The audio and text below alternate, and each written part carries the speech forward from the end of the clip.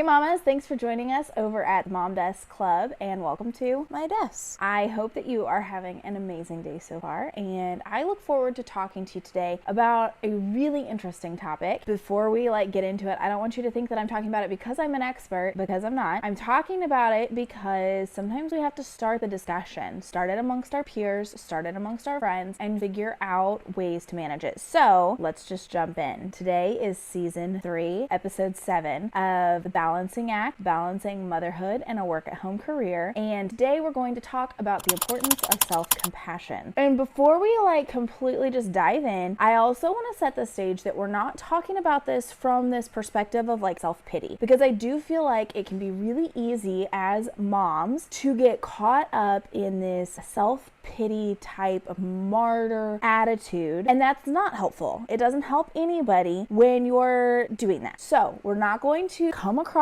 as martyrs and self-pity and poor me, oh poor me. We're going to look at things realistically. We're going to discuss the difficulties of being a work-at-home mom, and then we're going to talk about how we can be more compassionate to ourselves today, just as we are, not future us, not past us, just today. I think it's also really important to discuss the definition of self-compassion as we are getting into this topic. Self-compassion would be holding yourself to the same standard and looking at yourself in the same way that you would other people. And so I think one of the best analogies that I've ever heard for this comes from Rachel Jonkovic, and I'm pretty sure I've talked about it on here before, mostly because it's just a really good analogy. But she talks about being the mean boss. And she was saying once that her husband would get home from work, she would go through all these things like, and I didn't do this, and I really wanted to get that upstairs bathroom clean, but I didn't get that done. Oh my goodness, what is wrong with me? I'm the worst. And I think he was the one who pointed out and said, you're being a mean boss. If you were your own employer, you would have compassion on yourself and say, yeah, sure, I didn't get that bathroom clean, but you know what you did do? You kept everybody alive. You kept everybody fed. You worked through a lot of squabbles amongst the kids where they got to learn how to grow and mature in their relationships with each other. And you planned the grocery shopping, and you did the meal plan for today, and you cleaned up the floor, and you swept everything, and you could list off all these things that you did, but yet somehow as humans we pick up on the one thing we didn't get done. Well, I'm a failure now because I didn't do that one thing. So I think it's really important as we're discussing self-compassion to realize,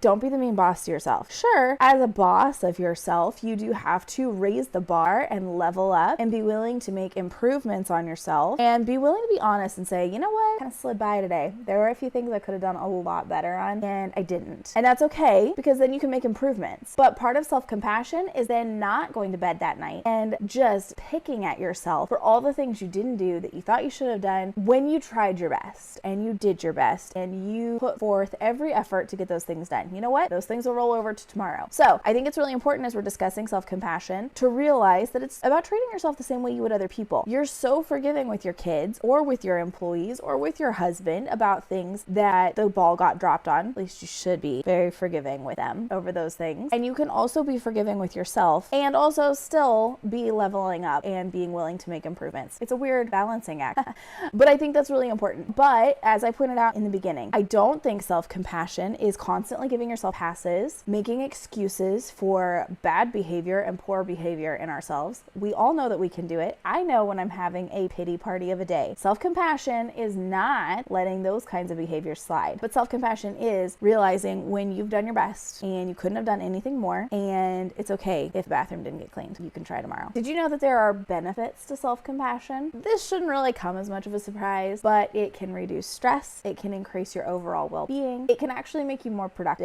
It can make you a more pleasant person to be around. When you don't have all those voices yelling at you in your head, surprise, it can make you more. I think another interesting thing to kind of dive into is just the balancing act. The balancing act of motherhood is so complex because we are trying to find out who we are as people, as mothers, as Christians, as women, as wives, as friends, as daughters, as sisters. Our relationships are always changing. And so just as being a human, this balancing act of juggling all these different sides of ourselves can be really complicated, especially when one of those sides is so intensive, like motherhood. One of the things that I've really been struggling lately in my own journey on motherhood is just the constant state of awareness that I have to be in. It's very overstimulating when you've got 4 kids. I'm currently pregnant with our 5th child, and that in and of itself, not even throwing in housework and working responsibilities and just trying to enjoy free time occasionally, just being mom on call all the time is exhausting. And I think I'm more just in an exhausting place right now, an overstimulating place, because they are in this place of questioning. And so they ask 1,000 questions every hour, and there's 4 of them. So that's 4,000 questions. You know what I'm talking about. It's just sometimes that feeling, it's like a deer to headlights. It's like, oh my word, if I had to answer one more question, especially 4-year-old's question, because it's the same questions every day. Why do we need to sleep? And why do we need to eat? And I'm like, you need to eat because you need energy somehow. And you need to sleep because I need a break.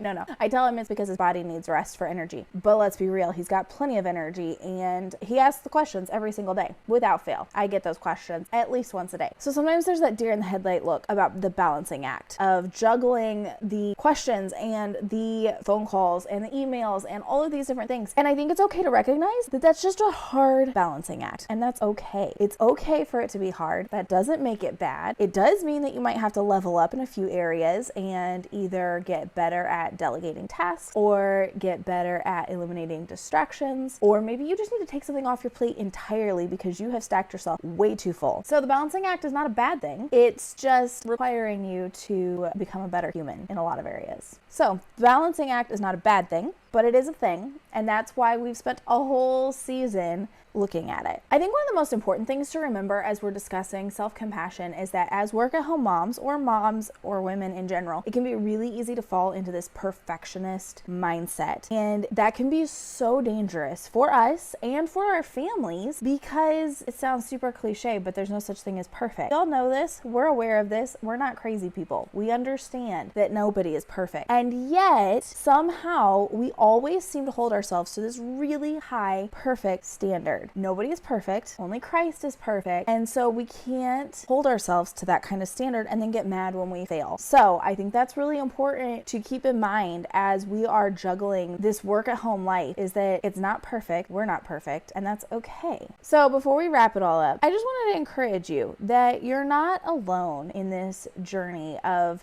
balancing your motherhood and your work career. That's why I've even started doing all of this to begin with, was because I was missing the companionship of knowing that there's other people out there like me. I've been doing this work at home mom thing since 2016, basically. And sometimes it can be a little overwhelming, or it can be a little lonely, or it can be a little frustrating when you can't find the solution to a problem and you really just wish that somebody who knew what you were going through could say, hey, you know what? I faced that too. This was what worked for me. You could try it and see if it helps. And so I think it's just helpful to remember that you're not alone when you're going through this kind of stuff. We could all tell you 1,000 stories in the comments of things that have happened in our lives where we had to exhibit some more self-compassion on ourselves, because at some point you're gonna have to just pick a couple things to keep juggling, let the rest of the balls fall, and keep moving on. And that's okay. Not a bad thing. It doesn't mean you failed. Doesn't mean you're the worst person in the world. Doesn't mean that you can't manage anything at all. It means you're human and that it's okay. It's okay to let the balls drop every once in a while. You still need to keep the important ones up, but you're not gonna be able to do it all the time, all at the same time. I always got irritated. I don't know if you have. Irritated when people would say, you can't have it all. And then somebody else would come in and say, well, you can't have it all at the same time. And I'm like, okay, how about we just say you can't have it all perfect? Make attempts, try things, get messy,